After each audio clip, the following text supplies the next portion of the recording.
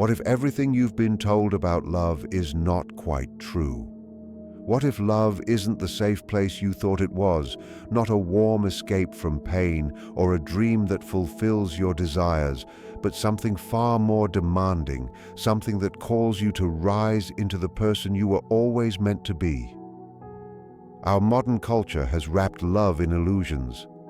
The fairy tale romance, the soulmate fantasy, the comforting idea that someone else will complete you. These stories may soothe the heart, but they also numb it. They make you passive. They encourage dependence.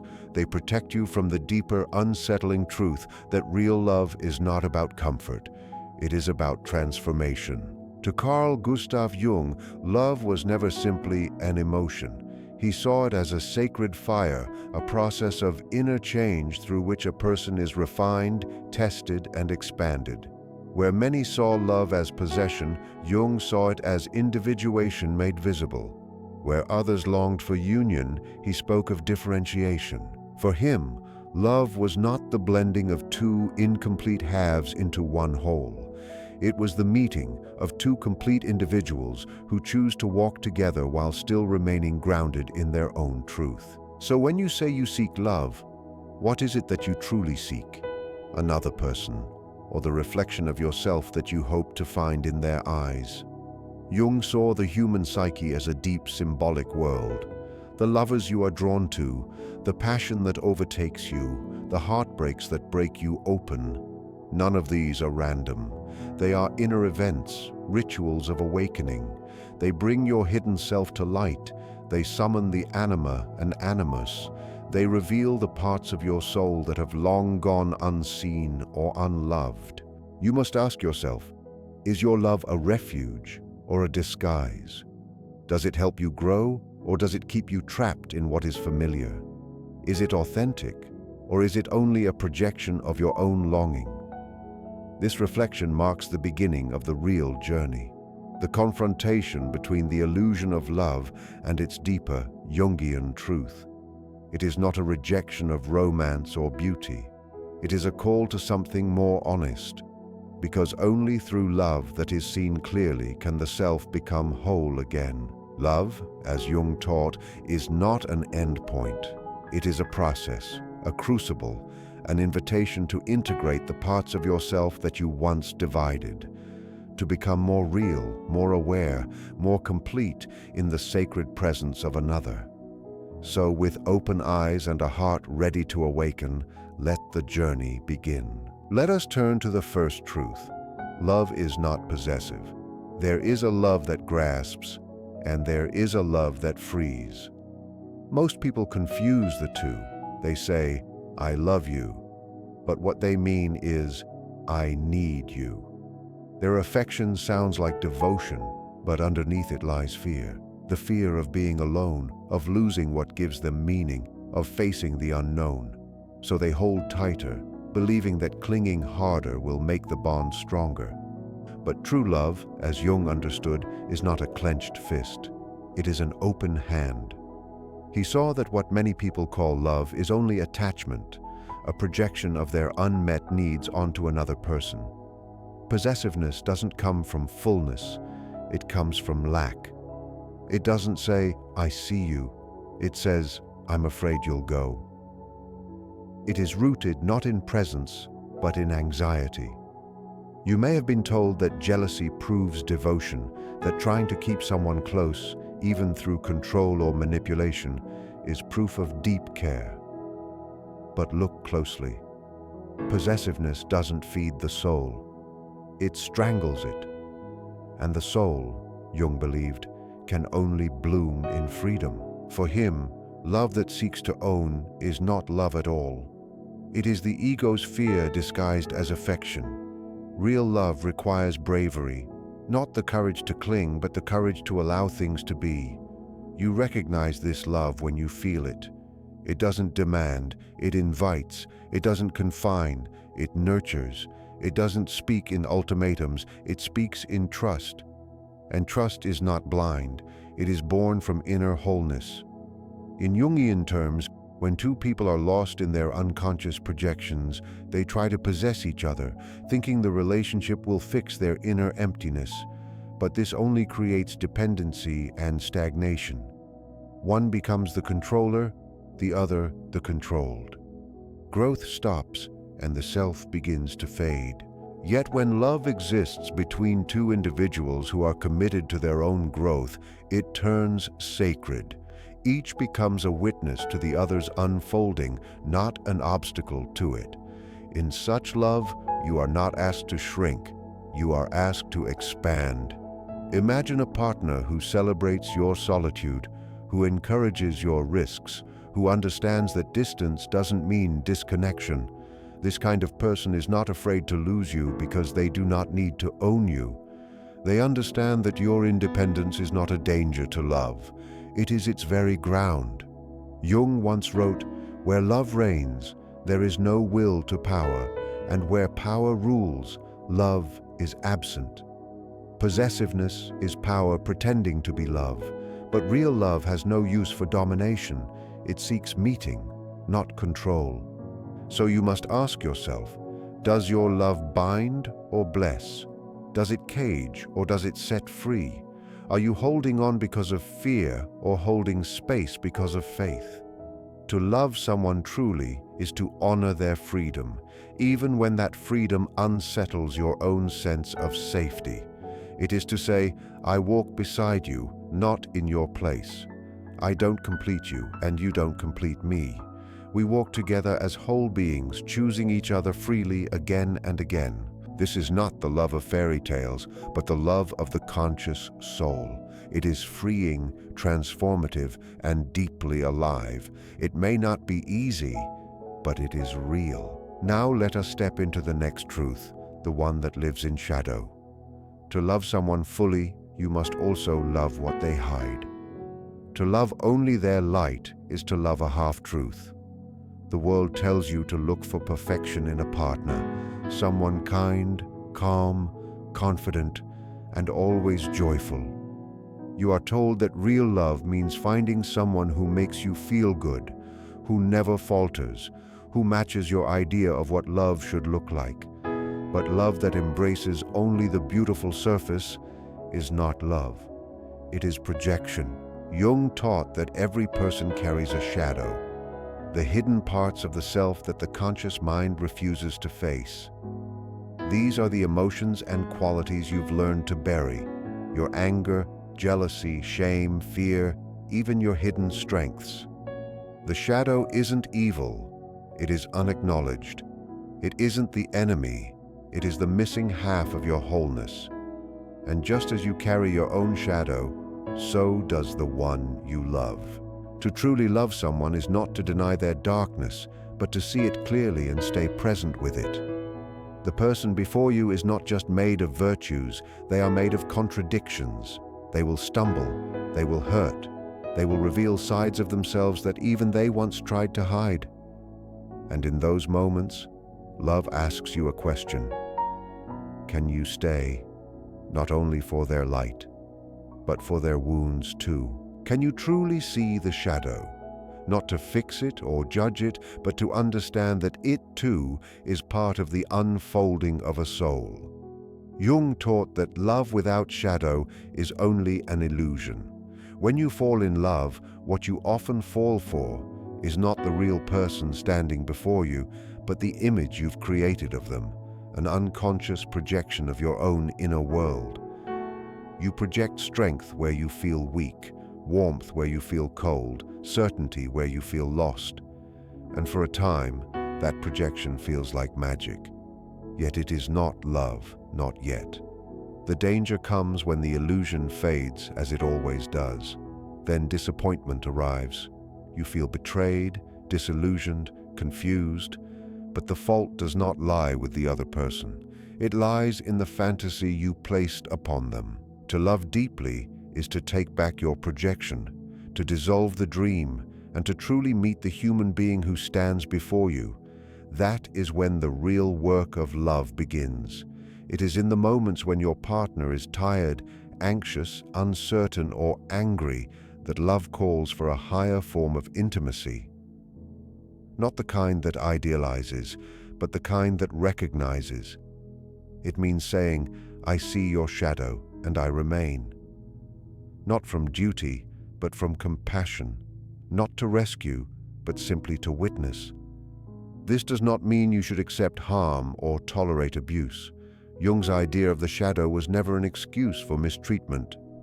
It is a call toward conscious relationship, a bond in which both people can reveal their truth, even when it is messy or uncomfortable, and still be met with honesty and care instead of illusion.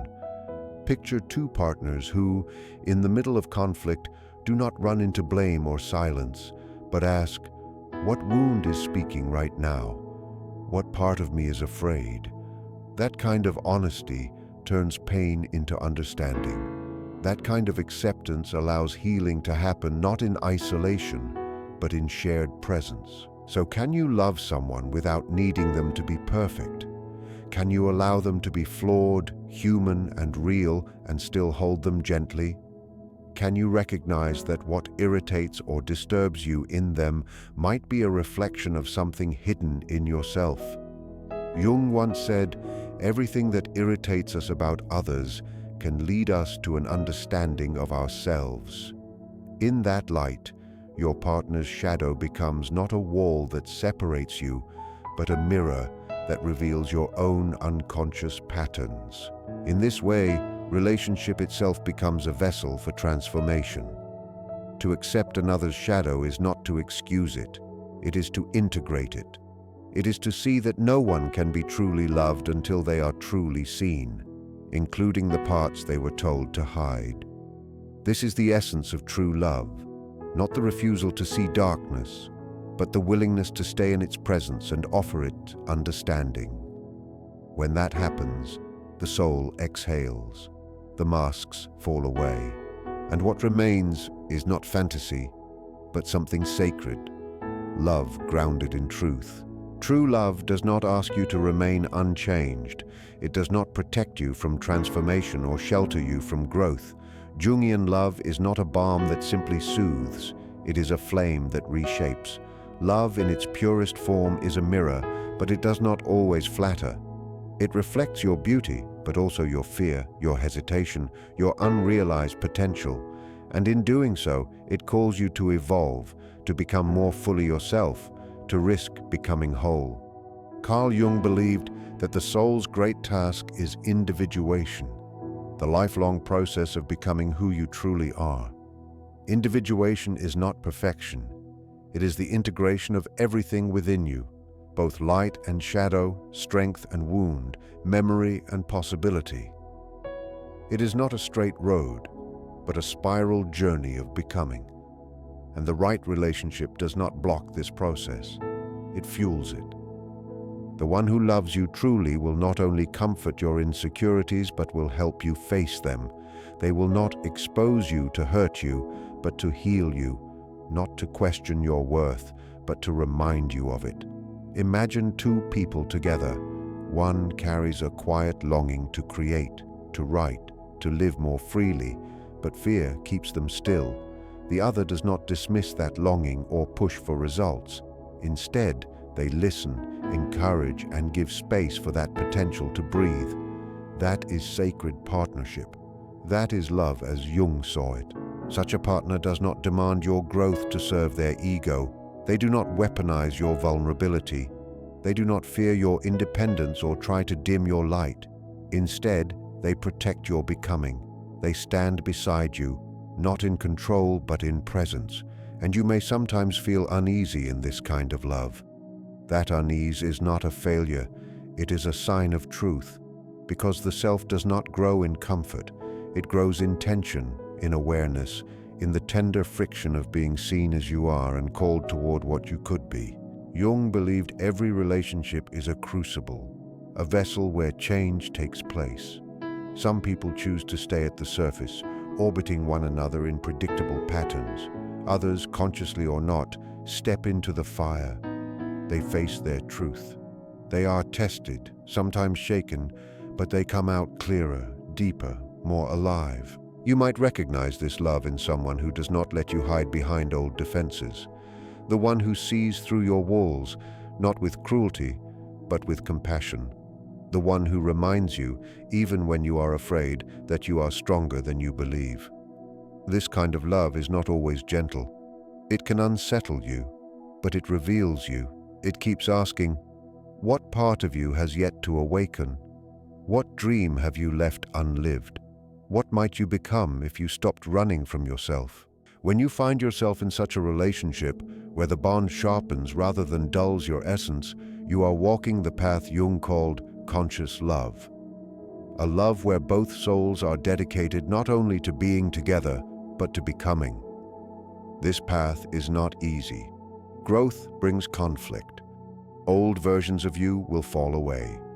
Illusions must be mourned. But when both people choose truth over comfort, soul over safety, the relationship becomes something holy. It becomes a temple of transformation. Jung wrote, "The meeting of two personalities is like the contact of two chemical substances. If there is any reaction, both are transformed." So you must ask yourself, does your love make you smaller, or does it make you braver? Does it protect who you were, or awaken who you are becoming? Love that nurtures growth is not always soft, but it is sacred. It is the quiet flame that burns away illusion and leaves only the gold of authenticity. And then comes the next truth. Love is more than passion. The first spark feels divine. You meet someone and suddenly the world glows brighter. Their voice feels familiar, their presence intoxicating. You might call it destiny, chemistry, or fate, and maybe it is. But often, it is something else entirely. The meeting not of two complete people, but of two projections. Jung noticed that in the early stages of romance, what we fall in love with is rarely the other person as they are. We fall in love with the part of ourselves we have not yet claimed, an unconscious image, a psychic ideal, reflected back to us in another's eyes. Carl Jung described these inner images of the psyche as the anima and the animus. The anima represents the inner feminine essence within a man's soul. She is emotional, intuitive, mysterious, often appearing through dreams, symbols, or an unexplainable longing that pulls from deep within. The animus, on the other hand, is the inner masculine presence within a woman's psyche. He is bold, rational, decisive, the voice that speaks with authority and conviction, sometimes urging her toward courage or rebellion. These forces are not learned. They are inherited patterns, collective and deeply symbolic parts of human nature. When you encounter someone who awakens your anima or animus, it stirs more than simple desire. It awakens the forgotten corners of your soul. You find yourself drawn to them, not for who they truly are, but for what they mirror within you. You project your hidden longings upon them, seeing in their face the reflection of what you have not yet accepted in yourself. He becomes the strong protector you wish existed inside you. She becomes the ethereal muse who embodies your unspoken dreams. Yet these are not real people. They are reflections, psychological symbols wearing human faces. This is why early passion often feels so powerful and consuming. It is not built on reality, but on projection, a meeting of archetypes, not individuals. It is full of depth and intensity, but it is also fragile, for illusions can only last so long. When the projection begins to fade, as it always does, the real person starts to appear. Suddenly, the fantasy collapses, and what remains is a living, breathing human being, flawed, layered, and imperfect. Most call this moment disappointment, but Jung saw it as something sacred. It is an invitation to truly see the other for the first time. The question becomes, can you love this person as they are, not as you imagined them to be? Can you move from infatuation to intimacy, from projection to perception? True love does not reject passion, but it transforms it. What begins as fire must evolve into light, steady, patient, and clear. It is through presence, honesty, and time that passion finds its grounding. Real love is not about the ideal, it is about the individual. Only when you release the illusion can love become real, moving from enchantment to endurance. This shift is often painful. The one you once idolized now feels human, sometimes too human. The mirror that once reflected your fantasy now cracks. But in that breaking, something profound takes root. The love that was built on illusion now has a chance to become authentic. You begin to meet one another not as myths, but as souls. Consider those who survived this transformation. They no longer need their partner to play a part or fulfill an image. They stay because of who the other truly is, not because of who they once dreamed them to be. And in that choice, love becomes liberating. The anima and animus are not denied or discarded. They are integrated. The feelings they once stirred were never lies. They were signposts guiding you back to yourself. But now, without the fog of projection, you can finally meet the other as they are, another traveler walking beside you on the road of becoming. This is the fourth sign of true love. It endures even when the illusion fades. It does not shatter beneath reality's weight, but reshapes itself into something stronger. It deepens, steadies, and starts again, no longer driven by fantasy, but by awareness. The question now becomes, do you still choose this person now that you see them clearly? And do they still choose you now that you are revealed? When both answers are yes, not out of illusion, but in full awareness, then love has crossed into truth. That is when passion becomes presence, and longing becomes loyalty. Now we move into the fifth sign. You feel whole, not lacking. Many are taught that love is about finding your other half, that somewhere out there, someone will complete you. It's a beautiful story, but a dangerous one. Jung understood that this myth traps people in dependency. When you seek completion in another, you approach love not as a whole being, but as a wounded soul searching for repair. This kind of attachment does not lead to true connection. It leads to neediness. It replaces intimacy with dependency and turns romance into rescue. True love does not come from emptiness. It grows from fullness. It happens when two people who have faced their own darkness meet with self-awareness. Jung's idea of individuation explains this clearly. Individuation is the process of becoming whole, not flawless, but integrated. It means embracing your contradictions, reconciling your inner opposites, and reclaiming the pieces of yourself you once denied. Until you begin this work, you remain divided inside, and every relationship mirrors that division back to you. When love begins from a place of incompleteness, the relationship becomes a substitute for inner healing. One person may become the caretaker, while the other becomes dependent. Emotional needs get confused with affection, and love turns into obligation. The sacred space between two people is replaced by a silent demand. Fix me. But love was never meant to be a hospital. It is not a cure for loneliness, but a partnership between two sovereign souls, each responsible for their own wounds and growth. You can see this truth in couples who remain grounded even while deeply in love. They do not lose their identity within the relationship. They can stand alone without falling apart. They can argue without fear of abandonment. They give without expectation, and they care without control. Their love is not a form of escape. It is an expression of freedom. Such love is generous but never dependent, committed but never possessive. In relationships like these, each person brings their entire self, their passions, fears, creativity, and silence. Nothing feels missing, so there is no desperation to possess or cling. There is simply the daily quiet decision to walk together, not because of need, but because of choice. Jung warned that if we expect others to complete us, we turn them into carriers of our unconscious desires. We load them with impossible expectations, to save us, to parent us, to make us feel whole, and in doing so, we crush the very closeness we desire. So ask yourself, Do you truly love this person, or do you need them to fill the void you refuse to face?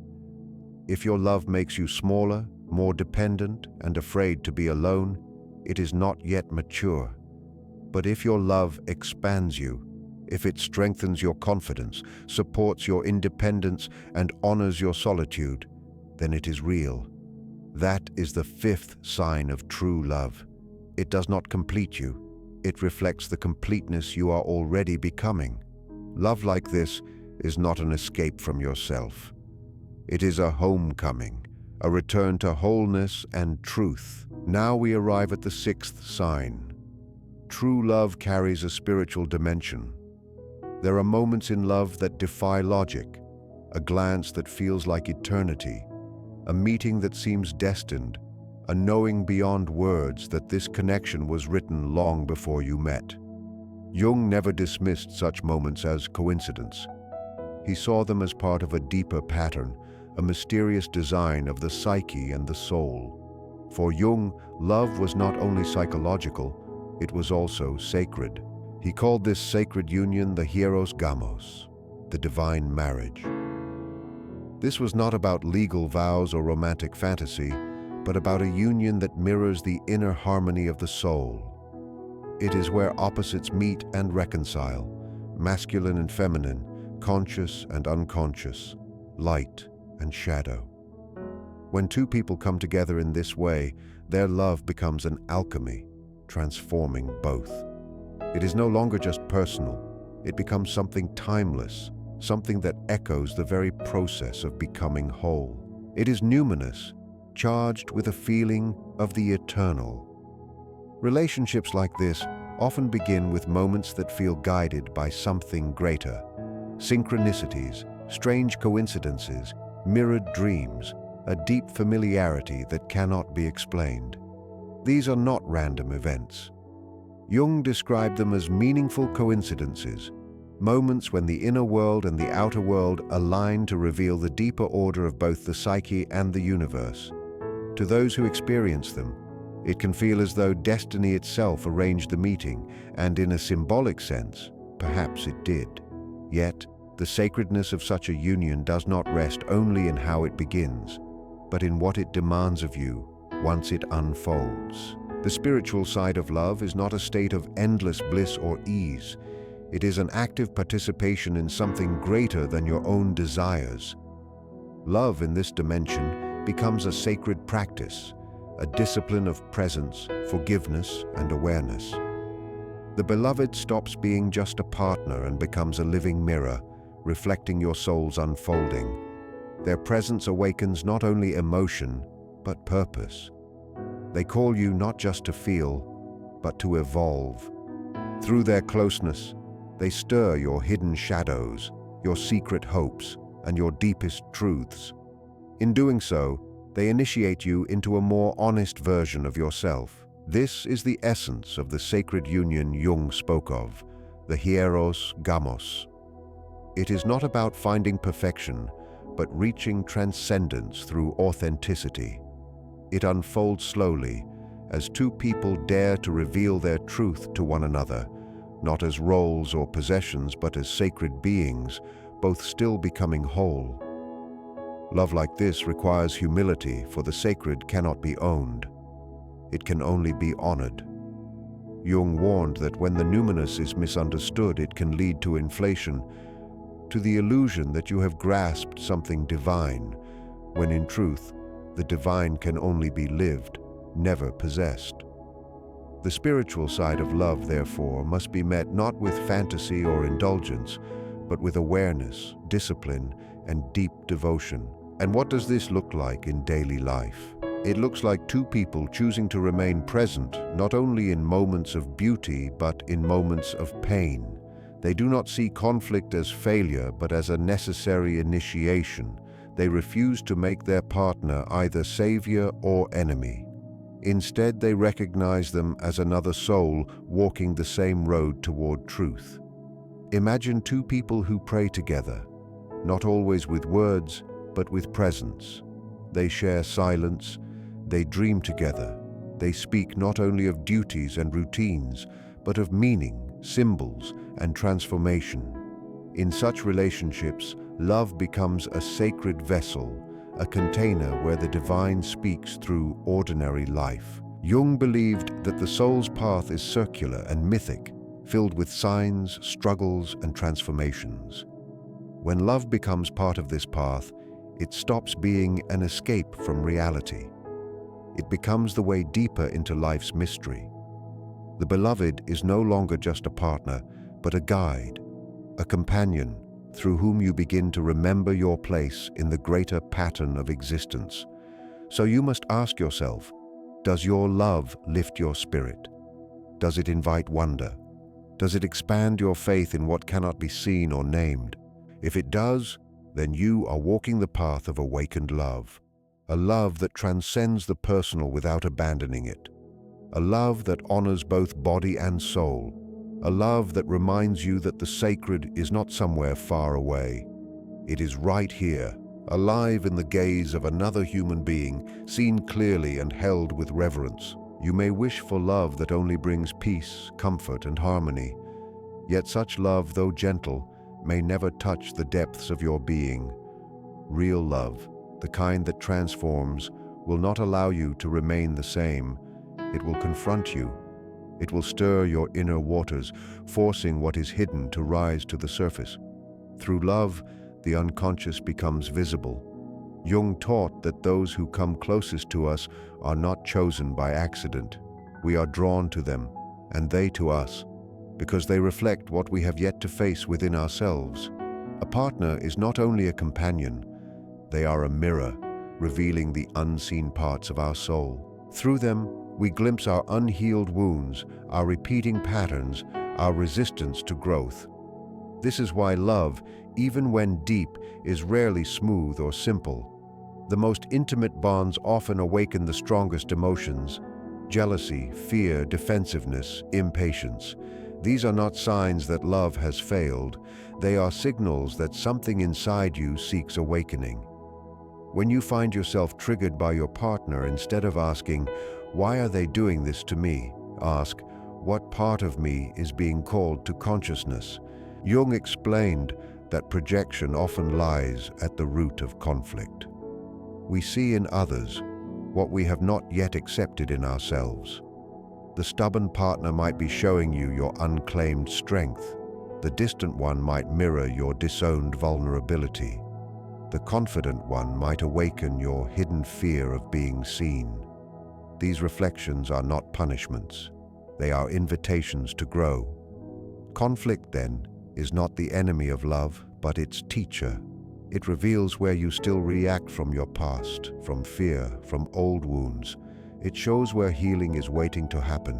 Not every argument must leave a scar, but every tension can teach something if both are willing to learn. Jung viewed relationship as a sacred crucible, a space where the fire of closeness refines the soul. The more intimate the bond, the greater the heat, and within that heat, the true self begins to take form. When you and your partner can face the tension together, without running from it, without being consumed by it, you transform the conflict into awareness. Love, in this state, becomes holy work. Such love does not chase perfection, it seeks truth. It does not fear the hard conversation or the heavy silence. It does not run from sadness but listens to it. When something painful arises, it asks, "What wants to grow here?" And you, how do you see your love? As a safe cocoon to hide in, or as a living ground where you both can evolve? Do you retreat when things become difficult, or do you stay open, willing to be changed? Enduring love requires courage, the courage to see yourself reflected in another's eyes over and over again. The courage to forgive not only your partner's flaws, but your own. Because in this kind of love, you are not merely someone's partner, you are a pilgrim walking beside another pilgrim. The path is not always smooth, but it is real. This is the seventh sign of true love. It challenges you, not to hurt, but to awaken, not to punish, but to reveal, not to break you, but to bring forth who you are meant to be. Love is not a finish line, not a possession, not a fleeting burst of passion. It is a sacred journey, one that moves through joy and sorrow, shadow and light, illusion and awakening. It does not simply unite two lives, it invites two souls to evolve together. Jung understood that love, at its highest form, is not the end of the quest, but the beginning of transformation. A true relationship does not help you escape yourself, it helps you see yourself. It does not complete you. It draws out what is hidden so that it can be healed, reconciled, and integrated. You have now seen what defines this kind of love.